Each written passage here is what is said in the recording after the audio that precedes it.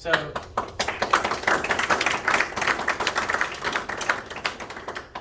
my name is Trace Goodwin, and I grew up around rural Edna, Kansas. I went to Edna grade school, went to Labette County High School, and after graduating, I went to Kansas State University, where I majored in wildlife ecology and management. And I feel like that probably kind of shaped my perspective. And sorry for those that have already heard this spiel. I think this is the third time I've given it. And I appreciate you, Mr. Addis, being here. I wish Cole would have stayed, because these two men that just spoke was extremely important. Yeah. Can't get his name in paper. Yeah. I feel like he missed out on the two best, Dell and Brian. I really appreciate you guys being here. But anyways, in February, I feel like probably before February, probably 90% of the county didn't even realize these industrial wind turbines were coming in north of Edna, or that they were being proposed. And a lot of people woke up at the Edna meeting, and then I noticed on social media people were butting heads. I mean, there was a lot of heads butting, and there were people making points, and pretty good solid points on both sides. There's been a lot of research done, and we found out that, you know, the wind companies pay to have some research done and things like that. And so there's a lot of peer-reviewed articles on both sides, and I just realized that it was extremely easy for each person that was making a point to make their point, because they had, you know, studies and this being backing up. So it made me interested enough that I went to the United States Industrial Wind Turbine Database, and I looked up these maps. So this is 1980 in the United States, and as you can tell, there's not a whole lot going on. And from my understanding, in 1980 was the world's first industrial wind turbine farm that was put in place in New Hampshire. And I did see another date, 76, from a wind farm or wind company, but I couldn't find where they got that information from. As you can tell, 1990, still not a whole lot going on. We're starting to get a couple of places down around Los Angeles or in California. And I want to make a point, even as we get to 2000, that's not a whole lot of sample data, you know. And when I look at statistics, or for my degree, I had to take a ton of statistics classes. I hated them. But they teach you how to collect data, how to organize that data, and how to analyze that data. And what you want, and I'll get to this point, is a large sample size. You want a large sample size if you're doing an experiment over an extended period of time. That gives you the best results when you're doing any type of experiment. This is 20 years ago. And I also want you to realize, too, that most of these industrial wind farms are being built at this point in extremely rural areas, deserts, far away from people living in and amongst these wind turbines. It's not until 2010, which you got probably from Dave's his presentation, that then come all the subsidies, and we start seeing these wind farms take off in 2010 to 2020. The point I want to make is, when you have a small amount of data over a short period of time, you're going to get what are called outliers, a lot of outliers. And it depends on what kind of study you're trying to present, but you're going to get a lot of outliers, which is why I believe when all these people were butting heads, it's so easy to find data that contradicts each other, that's inconclusive, is because we're still in the experiment stage. We haven't even made it to this point where we have a large amount of sample data over an extended period of time for this to even start averaging itself out. This is where we want to be to make sound scientific decisions. Not here. And this is where we are right now.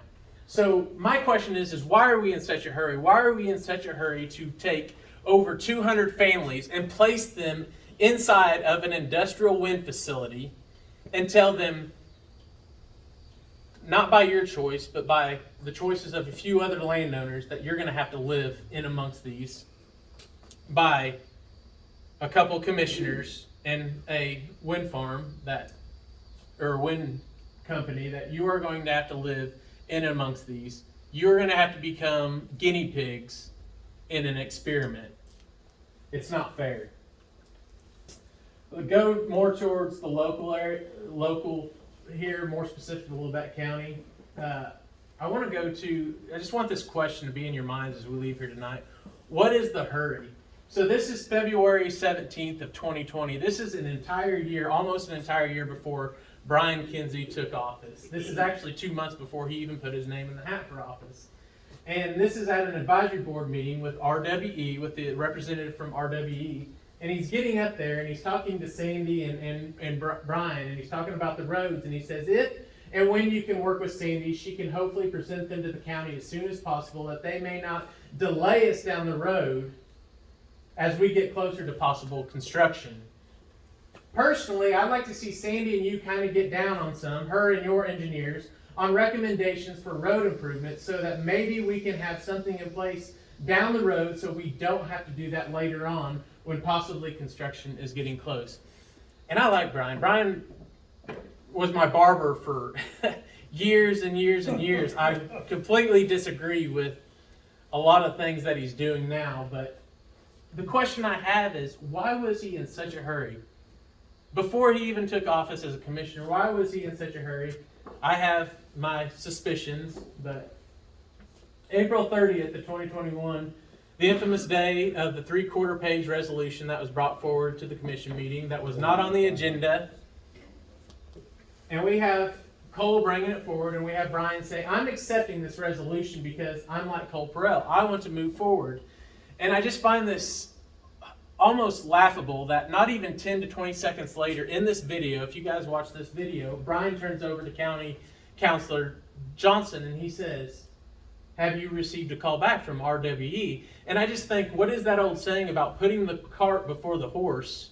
That is exactly what's going on. Johnson has to explain to them, after this has all been accepted, that, hey, we've not heard back from RWE. They're still in the permit stages. We got all this stuff that's going on. They can't even come to the table for negotiations, but yet here we are pushing this 3/4 page resolution with words misspelled on it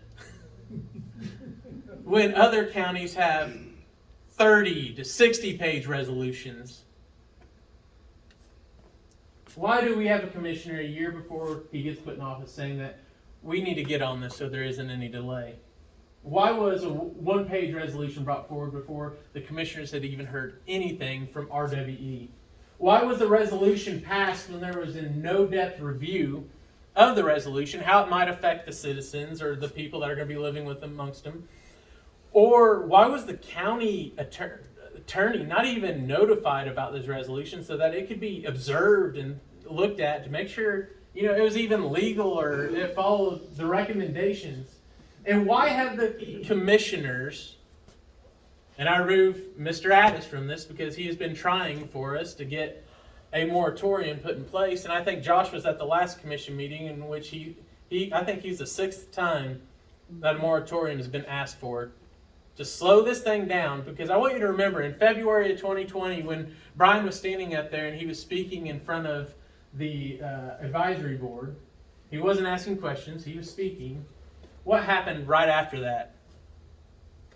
COVID came in. A pandemic. The worldwide pandemic. The United States shut down. The advisory board was not meeting like they should have been meeting.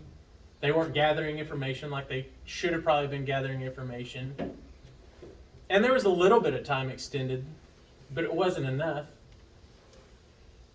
So whether we are pro-wind in this room or we're anti-wind or we're somewhere in between, we're probably pro-making wise decisions. This is listening to these guys get up here and talk about living in and amongst these things. This is a big, big decision. When data is so inconclusive that we can't make solid scientific decisions, we cannot make sound decisions for over 200 plus families that are going to be living within these industrial wind turbines. That's not even counting the ones that are going to be right on the edge. What happens if we tap the brakes or put in a moratorium? More time for research for the commissioners, more time for research for the citizens, more time for research for, but maybe put together another advisory board that can actually maybe do their jobs and look more into this. More time to research things like what's happening in Neosho County with the $5 million in road damage, to listen to our neighbors to the north and see what they're experiencing and how much their taxes have gone down and how much the poverty level has been, how many people have been raised out of poverty, as Commissioner Prohl keeps bringing up. We have yet to see any of that research. Yet to. But here we are pushing this thing forward. In addition to that, we get to see what happens in San Patricio County, Texas. RWE's 10-year tax abatement has subsided. Turns out they weren't real keen on their tax appraisal and how much they're going to have to pay in taxes. So now they're suing the county, and the county has assessed or has come to almost $300,000, over $300,000, and they haven't even entered court yet. So why wouldn't we tap the brakes and see what in the world is going on with these other counties and decide on the biggest decision? This is probably the biggest decision you've ever had to deal with being a commissioner. Yeah. There's been some big ones. There's been some big ones, but this is it. This is it. This is the one that will affect everybody for the number of years, long after I went out of office and long after I'm dead. And while you're still talking, the one that I really like, and I always ask you this, is the first email I sent to Commissioner Addis and Prohl and Brian Kinsey was asking them about a poll vote, being able to do a poll vote. And I'm going to put you on the spot again because you always explain it way better than me, but you can apply for that at the state level. You'd have correct? to change the law. It's illegal for a county to have a poll vote or anybody to have a poll vote because you have to use election workers and all that. There's a structured system. So there would have to be a change in the law to allow that. Is that a possibility though It's a for Lebec possibility. County? Fact is, as I've said before, I spoke to Representative Prohl in March trying to get that done. And he informed me that that they couldn't enter any new legislation at that time. And he was correct. Yeah. Now, whether he would have carried it, I don't know. And Well, I did ask. And wouldn't that be the greatest thing for the county is the citizens of Lebec County getting to decide what they want to do, not leaving it on two commissioners, a wind company, and landowners that within that footprint make up about 4% of the people in that footprint. Not even that.